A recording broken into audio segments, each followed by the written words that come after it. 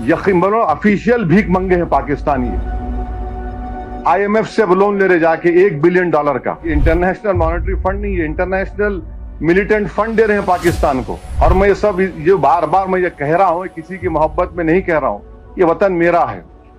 हम इस वतन में, हमारी माँ की पेट से इस वतन में पैदा हुए, और जब इंशाअल्लाह ईमान के साथ हम जाएंगे इस दुनिया से, तो हम इसी वतन की आगोश में जाएंगे। ये क्या बात बताता है? और आप इस्लाम का नाम ले रहे हैं, कौन सा इस्लाम? आप पहलगाम में आप थोड़ी देर के लिए सोचिए कि औरतों को अलग करना, बच्चों को अलग करके कलमा पढ़ो तुम हिंदू हो या मुसलमान, गोली मारेंगे। माने जो लोग बच गए वो जिंदगी भर का जख्म अपने साथ लेके जिएंगे वो लोग।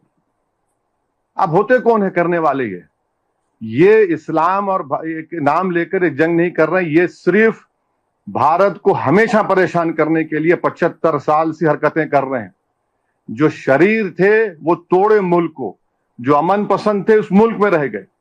तो इनका ये बार बार इस्लाम इस्लाम, अरे तुम्हारे पास क्या है बाबा? हमारे पास अल्लाह के रसूल सल्लल्लाहु अलैहि वसल्लम का आशिक अहमद रजा यहाँ पर है, हमारे पास ख्वाजा हिंदल वली है।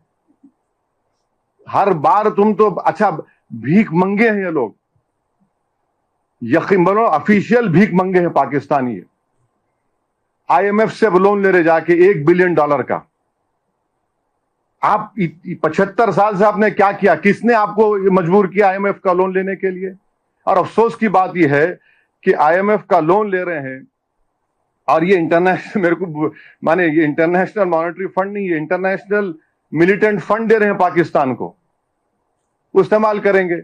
अब आप देखिए ये USA है, जर्मनी है, जापान है, ये कैसा है लोग इसको अग्री कर रहे हैं, जबकि हमारी जमीन पर, हमारे घरों पर, हमारे सिपाहियों पर हमले हो रहे हैं, और इनको 1 बिलियन क्या है का लोन मिला रहा है।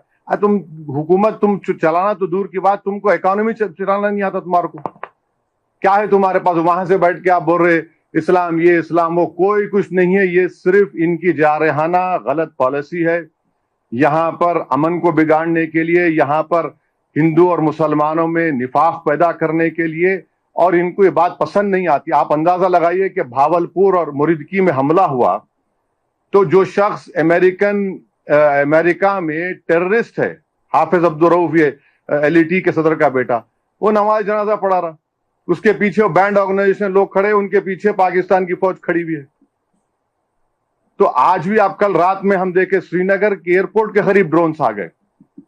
तो हम हैदराबाद में बैठकर अंदाजा भी नहीं कर सकते, बल्कि भारत के दूसरे मुकामात पर जो लोग बैठे हुए हैं वो अंदाजा भी नहीं कर सकते कि कैसे बहादुरी के साथ हमारी फौज उनका मुकाबला कर रही है, और कैसे बहादुरी के साथ और सबर के साथ जम्मू कश्मीर के बॉर्डर पर बसने वाले लोग, पंजाब के बॉर्डर पर बसने वाले लोग, और राजस्थान के बॉर्डर पर बसने वाले लोग जो हिम्मत से इन तमाम मसाइब और मुश्किलात का सामना कर रहे हैं।